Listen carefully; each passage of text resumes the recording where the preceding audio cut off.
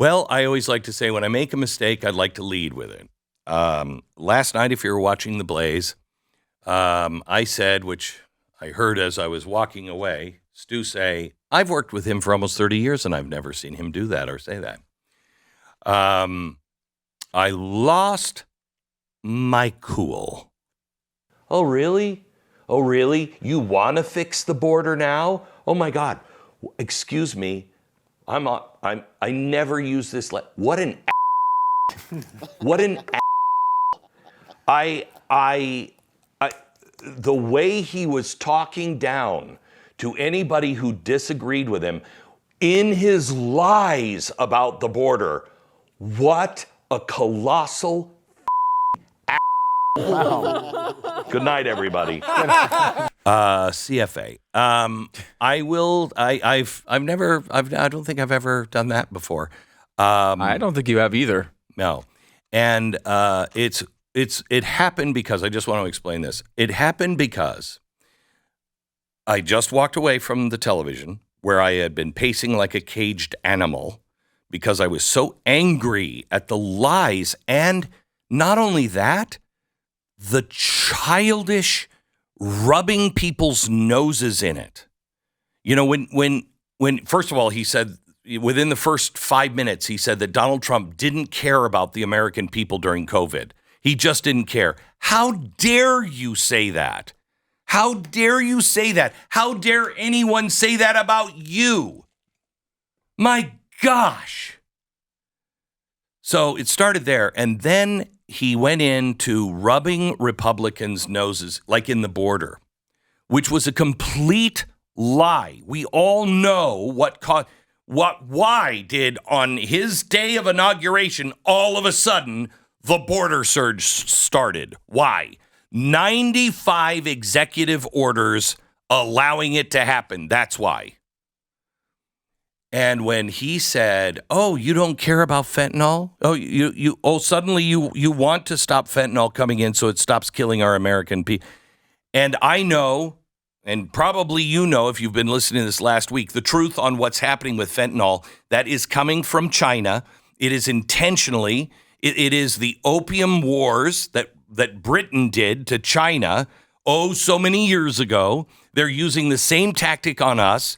They are transporting all of the ingredients for fentanyl over to one of their Chinese ports in Mexico.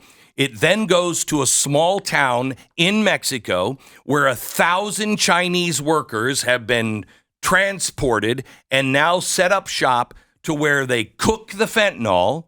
Then China sent over for the drug cartels, sold them at cost, the presses, because you need to make it look like fentanyl or Adderall or whatever drug.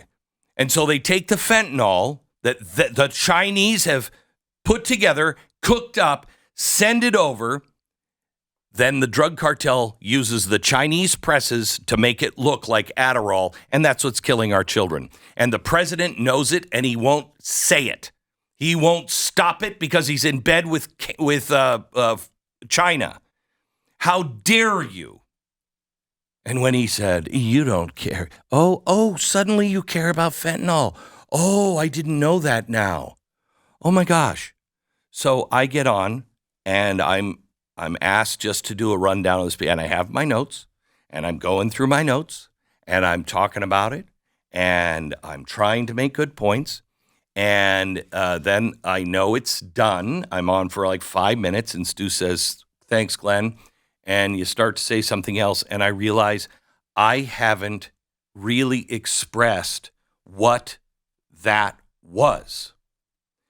No point that I made from my notes really summed up what I felt the president did and who he was in that.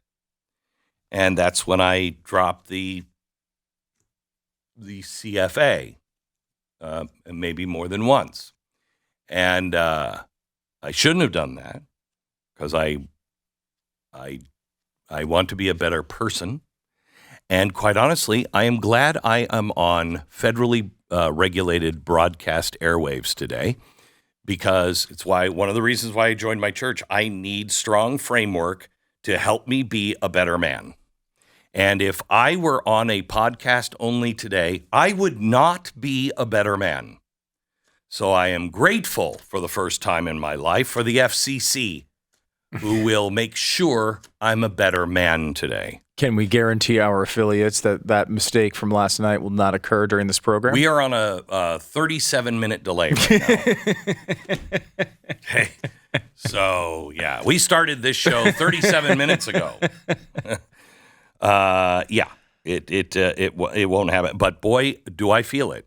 Look, the frustration is understandable. I mean, I think we all felt it watching that because it's so egregious and it's so overt. I mean, I was losing my mind at the economic stuff, where this guy who fights and campaigns on wanting a shutdown, shuts down millions of businesses and or cheers on and or votes, on it. Yeah. Right? Like, he's in support of all these policies. Donald Trump wants to end them. He criticizes them and says he doesn't care about anyone. He wants to kill everybody by ending these policies. He gets into office. He wants to continue this shutdown over and over and over again. Then finally the American people are like, screw you, we're going back to work whether you like it or not. A year after that, this, he lifts the ban. Yep. Remember? A year. Yep. We were like, we're still under that? Right. Like, we didn't even realize it in Texas for sure. He finally releases it. Everyone's already going back to work. And then he stands on stage and takes credit as a job creator. I mean, the cynicism of that argument is almost impossibly egregious. It is like if you try to give the most dishonest argument possible, you couldn't craft one better than what he did last night. He did the same thing in every case, and he did it over and over and over again on so many different topics. So, look, while I appreciate your concern for your own restraint last night, if you would have been able to put cameras in everyone's houses watching that, you would have heard a lot of that same word. Oh yeah. Everyone felt that way watching that because it's just, he's not even trying to be honest. He's not even trying to craft an argument that makes any sense. The border argument makes no sense.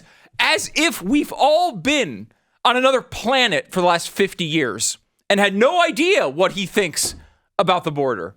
Maybe he is just really tough on it, and it's been Republicans stopping him from securing it all this time. What moron could possibly believe that argument? 60% of the American people. Here they are. 60% of the American people. It better not be that big. No, there are so many people that don't pay attention to the news. I don't even think it's that high right now. He's trying to increase it. But what's the poll on his handling of the border? 18% approve? Yeah. I mean, it's luckily I think people are seeing through it. He's like a bumbling idiot. Last night, let's give honest reviews. Mm-hmm. Last night, he did not look like a bumbling old man. He slurred his speech, but by the time most people tuned out at the end of the speech, just because of anger or boredom, that's when he started getting really sloppy. But he made several great, I believe if I'm on his side, I would say that was a great speech. Well, it was a great speech because he didn't fall over. Yes. He didn't fall asleep. And he had several moments of, I will not budge. Yeah. And while it feels so contrived to me, I think he cleared that lowest hurdle, which the lowest hurdle was he has to show he has some vigor. Yes. Even if it's completely drug-induced, he needs to show it. And so he did hit that standard, which is big for him. I mean, let's be honest. The biggest problem he has in every single poll, much worse than even the border or Afghanistan or any of these topics, is his age. And everyone thinks he can't do this job. I still think he can't do this job, and I think last night proved it for policy reasons, among others. But he did show that he was awake. Yeah, he did. And that was important. He did. And if you're uninformed or you just believe in all the same things that he does, then you thought he did a great job. And, you give credit where credit is due. He did not perform the way I thought he would perform as a doddering old man. However, he always performs best in that setting. Yep, I mean, look, his biggest moments have been the moments where he's been able to show this. Debates are another one. Yep. He's typically shown up for debates, and he hasn't been good in them, but he hasn't been as bad as he's been in every other scenario. Correct.